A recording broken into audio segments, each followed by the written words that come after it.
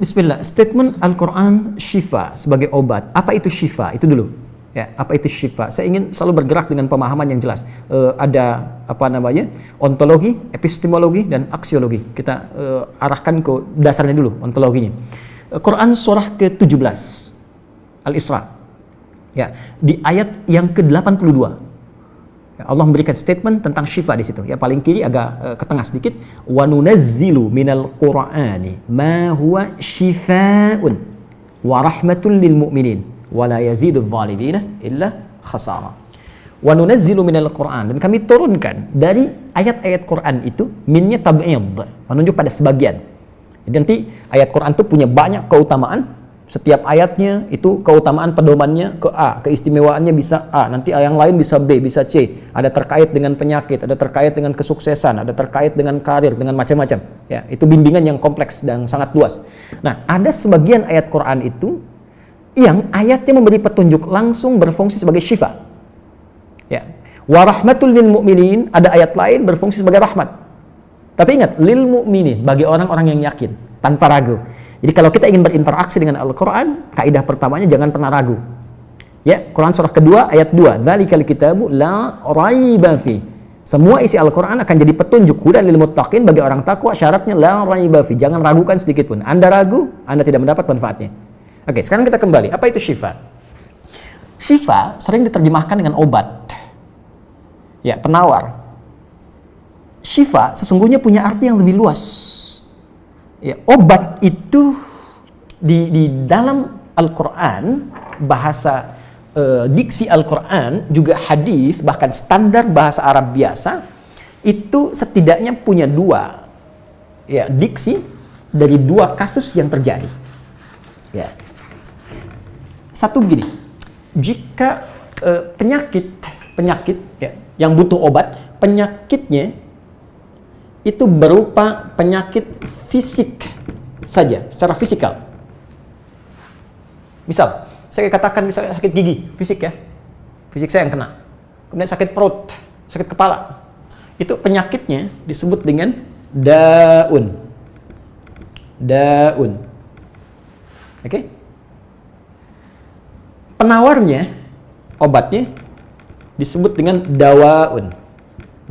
Ini. Baik kan? Ya. Karena itu ada kalimat begini yang disandarkan pada Nabi SAW, likulli da'in dawaun. Di setiap penyakit fisik itu mesti punya keyakinan pasti ada obatnya. Jelas ya? Nah, yang kedua, ada jenis penyakit terkait dengan fisik juga, tapi sudah melewati batas-batas dawa. Jadi ini menggunakan obat medis standar, ya, ini susah. Bahkan sebagian mengatakan, dokter mengatakan, wah ini nggak bisa nih, udah give up gitu kan? It's impossible, ini nggak mungkin, ya. Jadi sudah give up di sini, ini udah nggak memungkinkan. Nah. Atau yang kedua, penyakitnya tidak terkait dengan fisik secara langsung, tapi ada yang terkait dengan aspek-aspek psikal, ya. Secara psikologis, penyakit hati, iri hati, dengki, dan dendam, dan itu juga berpengaruh kepada fisik, tapi sudah melampaui batas fisik. Orang iri hati kan fisiknya terganggu, kayak enak makan, kan? Ya, pusing, tidur, bahkan tidur pun masih nggak enak, ngigonya juga masih dengki juga, gara-gara kamu nih tidur, masih keluar kalimat itu, ya, nggak enak kan? Dan nggak mungkin berobat mencari dawa, nggak mungkin. Ya, silahkan cek ke rumah sakit, ada poli dendam, poli iri hati, nggak mungkin. Ya, yang ada poli gigi, poli mata, kan? Ya, poli iri hati, poli dendam, nggak ada, poligami nggak ada di rumah sakit. Anda nggak mungkin menemukan itu. Ya, nah maka penyakit yang lebih lekat kepada aspek non fisik itu seringkali diistilahkan oleh Al-Quran dengan kata marad namanya, maradun. Ya, penyakit hati. Karena itu ketika Allah menyifati orang munafik yang hatinya bermasalah, Allah tidak menyebutkan kata daun, tapi menyebutkan kata marad. Silahkan cek di Quran surah kedua Al-Baqarah ayat 10. Fi qulubihim marad. Ya, di dalam hati mereka ada penyakit. Hati yang di sini bukan hati fisik ya. Ya, tapi sumber kehidupan kita. yang ditetapkan oleh roh. Nanti ketika fisik itu mulai sempurna selama 4 bulan jadi mudghah. Jadi kan ada 3 tahapan seperti kita ketahui, ya. Dari mulai di Al-Arba'in, kalau kita baca Al-Arba'in, Al-Imam An-Nawawi, hadis nomor yang keempat, ya, Abdullah bin Mas'ud radhiyallahu ta'ala anhu qala qala Rasulullah SAW huwa as-sadiqul masduq inna ahadakum yujma'u fi batni ummihi 40 yawman nutfah. 40 hari pertama, ya, itu baru berbentuk penyatuan, perpaduan antara spermatozoa dengan ovum, thumma yakunu alaihi 'alaqah, kemudian misla dzalika 'alaqah, 40 hari kedua berbentuk zigot yang telah menempel di dinding rahim, thumma yakunu misla dzalika mudghah, 40 hari ketiga berbentuk mudghah, daging keratan. Bahkan sudah jadi bahasa sekarang, ya, di masa kan bahasan janin, ya, di kurikulum kedokteran saya lihat redaksinya sama, mudghah, ya. Nah, dalam fase ini kemudian ditiupkan roh, ya, wa yursalu alaihimul malak, alaihil malak, dan diutus malaikat, wa yu'maru bi katbi arba'in, dan diperintahkan menetapkan 4 hal. Nah, saat ditiupkan roh ini, itu terjadi kemudian penyatuan antara fisik dengan roh. Itu ada di Quran surah ke-15, ya, ayat ke-28. Ya, wa idz qala rabbuka lil malaikati inni khaliqun basyara min salsalin min hama'in masnun fa idza sawaituhu wa nafakhtu fihi min ruhi. Jadi roh masuk ke dalam jasad seseorang, ya, ke dalam fisik seseorang. Ketika sudah masuk, dia bisa bernafas, kan? Ada kehidupan, unsur kehidupan. Karena itu nafas terambil dari bahasa Al-Qur'an. Jadi begitu kemudian sudah masuk roh ke dalam jiwa, menjadi nafas namanya, berubah dari roh jadi nafas. Ya, maka dia membawa 2 potensi. Ya, ada fujur, ada takwa. Di Quran surah 91 ayat 7 sampai 10. Wa nafsi wa ma sawwaha fa alhamaha fujuraha wa taqwaha. Jelas, ya? Maka wa nafsi wa ma sawwaha, jika roh sudah masuk ke dalam jiwa jadi nafas, dan disitulah manusia bisa bernafas. Tapi jangan lupa dia membawa 2 potensi. Ada potensi kebaikan, takwa, ada katalis kebaikan. Saya tidak mengatakan yang buruk. Itu katalisnya. Jadi lawannya langsung. Yaitu jujur lawannya dusta. Ya, marah lawannya sabar. Yang sabar itu takwa, jujur itu takwa. Yang marah, yang sombong, yang bohong itu namanya fujur, itu katalisnya. Di Allah menciptakan sifat marah bukan ingin membuat Anda pemarah, tapi ingin kemudian memacu supaya yang sabarnya muncul. Sebab kalau nggak ada marah, bagaimana bisa ada sabar? Itu cara membacanya. Nah, di sini terjadi pergolakan. Ya, apa kaitannya dengan ini? Orang-orang yang tidak bisa mengendalikan sifat takwanya dan tidak menjadikan sifat fujurnya sebagai katalis, tapi diikuti menjadi dominan, maka jadi penyakit di hatinya. Itu yang disebutkan dengan marad namanya. Ya, itulah yang memunculkan penyakit riya, pamer, gitu kan? Sum'ah, ingin didengar orang, sombong turunannya, ya, kemudian dendam dan sebagainya. Ini marad. Marad ini dan penyakit yang sudah melewati batas fisik, kalaupun terkait dengan fisik, nggak ada obatnya dari dawa. Yang ada hanya syifa. Maka jika ada orang tertentu yang terkena penyakit fisik yang sudah di luar batas dawa, yang medis misalnya udah nggak bisa nih, ini nggak mungkin, maka beralihlah dari dawa ke syifa. Ini yang pernah dilakukan oleh Nabi Ayyub alaihissalam. Ketika diuji dengan penyakit, Allah contohkan langsung supaya kita bisa meniru. Bukankah ayat ini turun ketika Nabi diuji dengan penyakit? Ya, supaya memohon kepada Allah.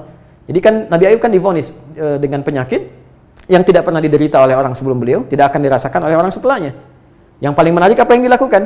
Ketika semua mengatakan nggak mungkin, lalu turun kemudian gambaran dari Allah. Quran surah ke-21 ayat 83 sampai 84. Wa ayyuba, pakai fathah loh, bukan dhamma, bukan kasrah. Ya, fathah itu menunjukkan sesuatu di masa lalu untuk dibuka bagi orang di masa depan. Ya, fathah itu dibuka. Itu ilmu lughahnya. Saya spesialisasi di bahasa Arab. Jadi di antara makna itu fathah, kenapa ada fathah, ada dhamma, ada kasrah, itu ada maknanya. Wa ayyuba, dan kami buka kisah Ayub di masa lalu sebagai inspirasi untuk orang di masa depan.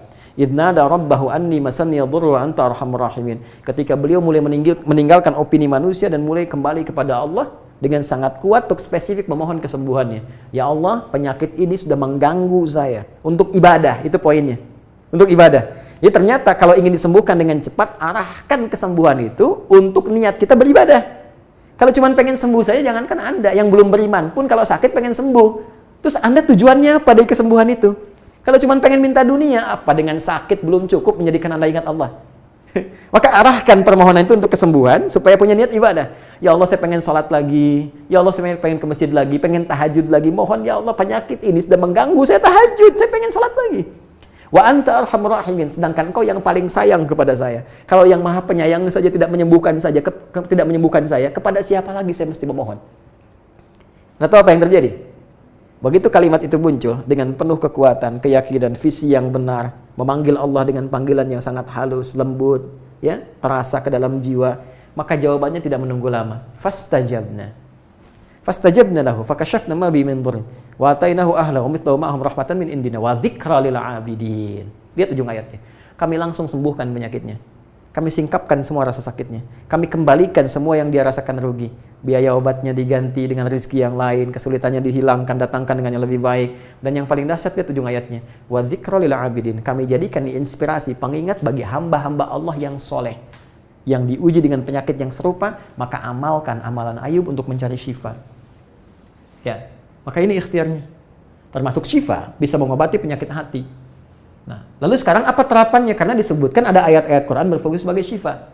Ya, ini yang digunakan sebagai zikir diantaranya. Apa itu? Tadi saya sampaikan Al-Fatihah. Ya, itu lengkap. Al-Fatihah itu disebut syafiyah. Surah syafiyah, surat penyembuh. Silakan Anda buka semua kitab tafsir.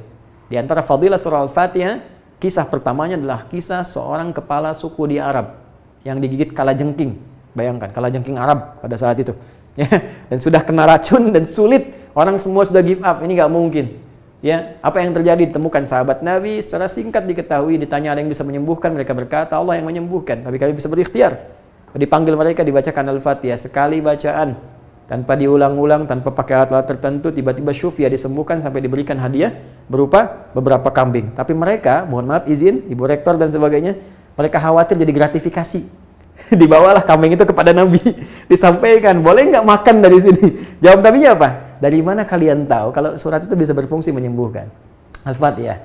Tapi gimana cara baca Al-Fatihahnya? Karena dulu orang sekali baca sembuh, sekarang orang 1000 kali malah nambah penyakit. Apa yang salah? Nah, berarti nanti ada terapan lagi ilmu yang lain, kan? Nanti ada surah ke-26, Asy-Syu'ara ayat 80 itu zikirnya Nabi Ibrahim.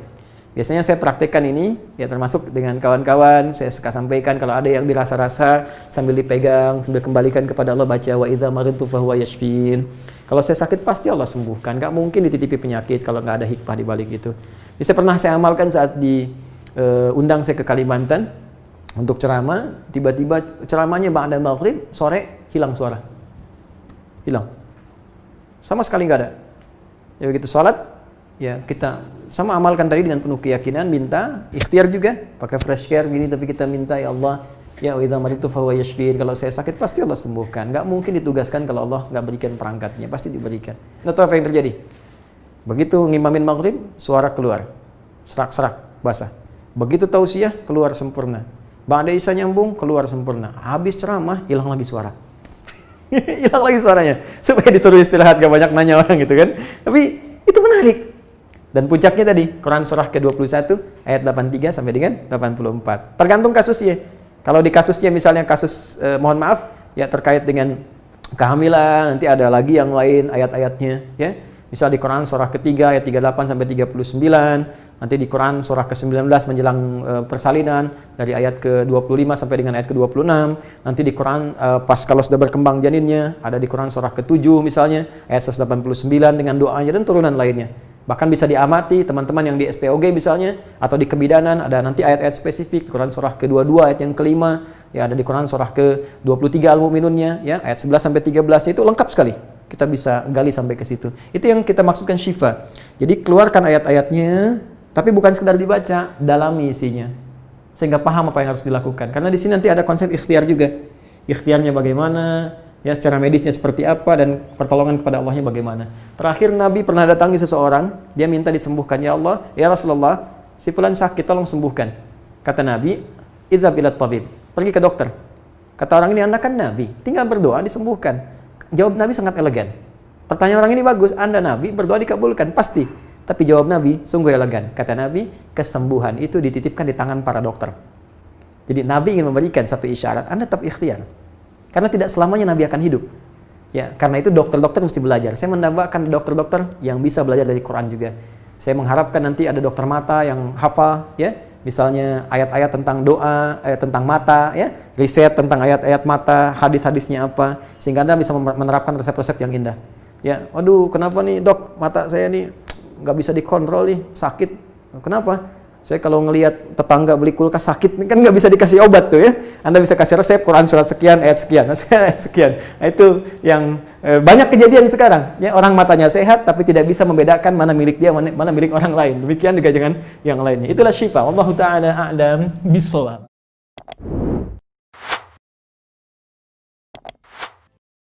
Thank you.